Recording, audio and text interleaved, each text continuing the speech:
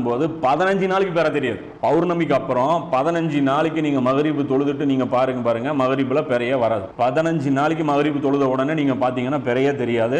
இது கால்குலேஷன் பண்ற மெத்தடே அது தப்பு அப்படிங்கறத நீங்க புரிஞ்சுக்கணும். அமாவாசை வச்சு தீர்மானம் பண்றீங்களா அப்படின்னு சொல்லி ஒரு கேள்வி வரும். அமாவாசை வச்சு தீர்மானம் பண்றதுல ஏன்னா ஃபுல்லாவே பெற தெரியாம பாத்தீங்கன்னா 3 நாள் ஆகும். அதாவது ஒரிஜினல் கதீம் தெரியக்கூடிய அந்த 28வது நாள் இருக்குன்னு வச்சுங்க. 28வது நாளும் பாத்தீங்கன்னா காலையில அது கொஞ்ச நேரம் தெரிஞ்சுக்கிட்டு அதுக்கப்புறம் வானத்துல பெறையே வராது, மறைஞ்சிரும்.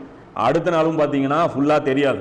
28வது நாளும் தெரியாது, 29வது நாளும் தெரியாது, 1வது நாளும் தெரியாது. 3 நாளைக்கே உங்களுக்கு அமாவாசை தான் இருக்கும். 3 நாளைக்கே உங்களுக்கு பிறையே தெரியாது.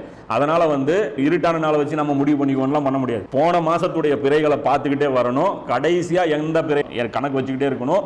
28 அன்னைக்கு பெற தெரியுது அப்படின்னா அதை எழுதி வச்சுக்கணும். அடுத்த நாள் பார்க்கணும். 29க்கு காணோம் அப்படின்னா மாசம் 29ல முடிஞ்சிருச்சு அப்படின்னு முடிவு பண்ணிக்கலாம். அடுத்த நாள் பாக்குறீங்க பெற தெரியுது, அதுக்கப்புறம் நீங்க என்ன பண்ணிக்கலாம், பிரச்சனை இல்லை, மாசம் இது 30ல முடிஞ்சிருச்சுட்டு. இதுல இன்னொரு க்ளூவும் இருக்கு. என்னன்னா இந்த 28வது நாள் நம்ம கண்ணுக்கு பெற தெரியும் பாருங்க, அதை வச்சே நம்ம தெரிஞ்சுக்கலாம் அந்த மாசம் 29ல முடியுமா 30 முடியுமான்ட்டு.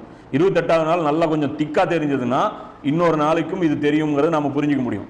அதே 28வது நாள் ரொம்ப மெலீசா தெரிஞ்சதுன்னா அப்பயே புரிஞ்சுக்கலாம் இதுதான் ஒரிஜினல் கதீம். ஏன்னா அல்லாஹ் சொல்றான்ல அதுக்கு கீழே ஒரு ஸ்டேஜ் கிடையாதுன்ட்டு. அப்போ அந்த ஸ்டேஜ் பார்த்தாலே நமக்கு எக்ஸ்பீரியன்ஸ் ஆயிரும். ஒரு 4-5 மாசம் நம்ம தொடர்ந்து இந்த ஒரிஜினல் கதீமை பார்த்தாலே நமக்கு என்ன ஆயிரும், இது எக்ஸ்பீரியன்ஸ் ஆயிரும். ஸோ இதுதான் நபி ஸல்லல்லாஹு அலைஹி வஸல்லம் அவர்கள் பார்த்த மெத்தடு. இதுக்கு முந்தைய மாதத்துடைய ஷாபான் மாதத்துடைய பிறைகளை பார்த்து அதை நிறுத்தி அது கடைசியா எது காட்சி தெரியுதோ அதுக்கு அடுத்த நாள் என்னது மறைக்கப்படுற நாள். இதை கொண்டு போய் மேகமூட்டமாக இருந்தால் அப்படின்னு நம்ம பொருத்தி கூடாது.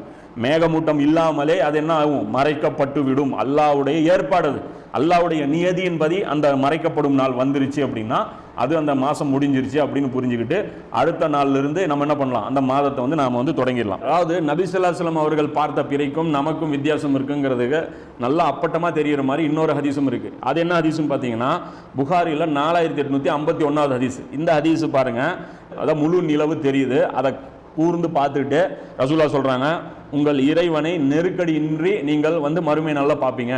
இன்னைக்கு நம்ம பார்க்குறோம்ல இந்த 14வது நாள் பௌர்ணமி இரவு, இது எப்படி பளிச்சுன்னு தெரியுதோ அதே மாதிரி நீங்க அல்லாஹ்வை பார்ப்பீங்கன்னு சொல்லி ரசூலுல்லாஹ் காட்டுறாங்க. இப்போ இன்னைக்கு முஸ்லீம்கள் பார்க்குறாங்க இல்லையா பிறை, அவங்க பார்த்தீங்கன்னா இந்த 3ஆம் பிறையை ஃபர்ஸ்ட் பிறைன்னு கணக்கில் வச்சாங்கன்னா அவங்களுக்கு 12வது நாளே பௌர்ணமி வந்துடும். 14வது நாள் ஒரு காலத்திலும் இவர்களுக்கு பௌர்ணமி வரவே வராது.